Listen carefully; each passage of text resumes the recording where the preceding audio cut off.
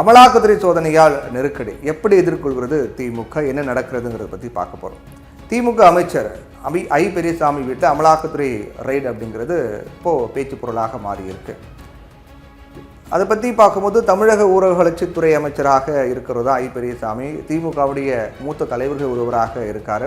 இப்போ திண்டுக்கல் மாவட்டத்தை சேர்ந்தவர். இவர் சென்னை பசுமை வழி சாலையில் இருக்கக்கூடிய இல்லத்தில் வசித்து வரார். இந்த நிலையில தான் ஐ பெரியசாமியினுடைய இல்லத்தில் அமலாக்கத்துறை அதிகாரிகள் சோதனை மேற்கொண்டாங்க. ஐ பெரியசாமிக்கு சொந்தமான சென்னை, மதுரை, திண்டுக்கல் உள்ளிட்ட இடங்களில் அங்கே இருக்கக்கூடிய நிறுவனங்களில் அமலாக்கத்துறை அதிகாரிகள் சோதனை பண்ணாங்க. சட்டவிரோத பண பரிவர்த்தனை தொடர்பாக அமலாக்கத்துறை அதிகாரிகள் இந்த சோதனை நடத்தியதாக தெரிவிக்கப்பட்டது. கடந்த திமுக ஆட்சியின் போது வீட்டு வசதித்துறை அமைச்சராக இருந்தபோது அப்போதைய முதலமைச்சர் கருணாநிதியின் பாதுகாவலராக இருந்த அதிகாரிகளுக்கு வீட்டுமனை ஒதுக்கீடு செய்ததாக ஐ பெரியசாமி மீது வழக்கு பதிவு செய்யப்பட்டது. அதில் முறைகேடு நடந்திருக்கு அப்படின்னு சொல்லி அந்த வழக்கிலிருந்து அவர் விடுவிக்கப்பட்ட போதிலும் கூட இப்போ ரீசெண்டாக அந்த வழக்கு மீண்டும் விசாரணைக்கு எடுத்துக்கொள்ளப்பட்டது. இதனால கிரீன்வே சாலையில் பரபரப்பு ஏற்பட்டது. இந்த நிலையில் தான் இதுவரை ஆளும் கட்சிக்கு சொந்தமானவருடைய வீடுகளை எங்கெல்லாம் அமலாக்கத்துறை அதிகாரிகள் சோதனை மேற்கொண்டிருக்காங்க அப்படின்னு நம்ம பார்க்க வேண்டியிருக்கு. ஏன்னா இது போன்ற அமலாக்கத்துறை அதிகாரிகள் சோதனை அப்படிங்கிற போது திமுக கடுமையாக வைக்கப்படும் குற்றச்சாட்டு என்ன அப்படின்னா, அமலாக்கத்துறையால் திமுகவை அச்சுறுத்த முடியாது, திமுகவை அடிபணி வைக்க முடியாது, மிரட்டுறாங்க பாஜக அமலாக்கத்துறை வைத்து அப்படின்லாம் சொல்லப்பட்டிருக்கு.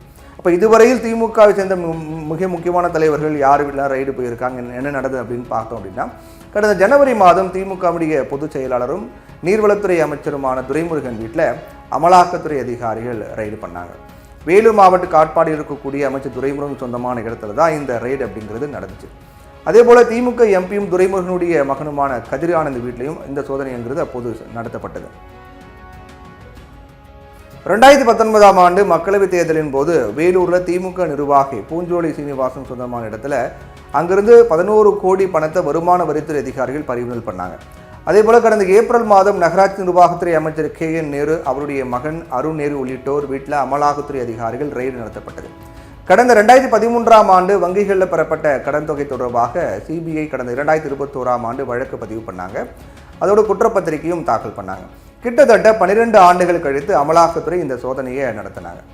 அதே போல திமுக மூத்த தலைவரும் பொதுப்பணித்துறை நெடுஞ்சாலைத்துறை அமைச்சர் ஏவா வேலுனுடைய திருவண்ணாமலை வீடு அலுவலகங்களில் வருமான வரித்துறை சோதனை கடந்த 2023ஆம் ஆண்டு நவம்பர் மாதம் நடந்தது.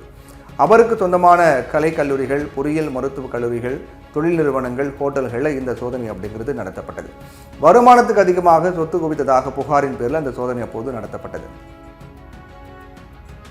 இப்போ என்ன பிரச்சனை அப்படின்னா, இந்த சோதனை தொடர்பாக தொடர்ந்து திமுக தரப்பில் எப்போதும் இதற்கு எதிர்ப்பு தெரிவிக்கப்பட்டு வரும், அதற்கு எதிரான விமர்சன கருத்துகள் முன்வைக்கப்பட்டு வரும். அந்த அடிப்படையில் இதுவரை நடைபெற்ற பல்வேறு சோதனைகளை கடந்து வந்த திமுக இந்த ஐ பெரியசாமி வீட்டில் நடைபெற்ற அமைச்சர் ஐ பெரியசாமி வீட்டில் நடைபெற்ற சோதனை குறித்து எங்களுக்கு எந்த பயமுறுத்தலும் எங்களுடைய கட்சி தோழர்களையும் தலைவர்களையும் அச்சுறுத்த முடியாது அப்படின்னு திமுகவுடைய நாடாளுமன்ற குழு தலைவர் கனிமொழி MP தெரிவித்திருக்காங்க. தேர்தல் ஆணையத்தினுடைய தன் கையில் வைத்துக்கொண்டு பீகாரில் சிறப்பு தீவிர திருத்தம் போன்றவற்றை ஜனநாயகத்தின் மீது ஏவ விட்டு தேர்தலில் வெற்றி பெற வேண்டும் அப்படின்னு துடிச்சிட்டு இருக்காங்க. அதே நேரத்தில் திமுகவில் இருக்கக்கூடிய மூத்த அமைச்சர்கள் மீது வருமான வரித்துறை, அமலாக்கத்துறை, CBI போன்ற அமைப்புகளின் மூலமாக அது போன்ற ஒரு தாக்குதல் தொடுக்கிறாங்க. இந்த அமைப்புகளை எதிர்க்கட்சிகள் மீதான தாக்குதலுக்கு ஆயுதமாக கருவியாக மாற்றிட்டாங்க. அப்படிப்பட்ட ஒன்று தான் ரெய்டுகள். இதை திமுக எதிர்கொள்ளும் அப்படின்னும் MP கனிமொழி தெரிவித்திருக்காங்க. திமுக ஈடிக்கும் பயப்படாது, மோடிக்கும் பயப்படாது அப்படின்னு திமுகவுடைய அமைப்பு செயலாளர் RS பாரதி சொல்லியிருக்காரு. ஐ பெரியசாமி வீட்டில் ED ரெய்டு ஏன் நடத்தப்படுறது அப்படிங்கிறது 8ஆம் வகுப்பு மாணவனுக்கு கூட தெரியும். வாக்கு திருட்டு அப்படிங்கிற சட்டவிரோத பரிமாற்றத்தை திசை திருப்ப அமைச்சர் ஐ பெரியசாமி தொடர்புடைய இடங்களில் மத்திய அரசின் எடுபடியாக அமலாக்கத்துறை இருக்குது, அவங்க சோதனை மேற்கொண்டிருக்காங்கன்னு சொல்லியிருக்காங்க. திமுக தரப்புலேருந்து சொல்லியிருக்காங்க. சட்டவிரோத பணப்பரிமாற்றம் அப்படின்னு சொல்லி அமலாக்கத்துறை செய்யக்கூடிய அடாவடிகள் ஒன்றும் நீதிமன்றத்தில் அவமானப்படுத்தப்பட்டு கொண்டிருக்கின்றது அப்படின்னும் RS பாரதி தெரிவிச்சிருக்கார்.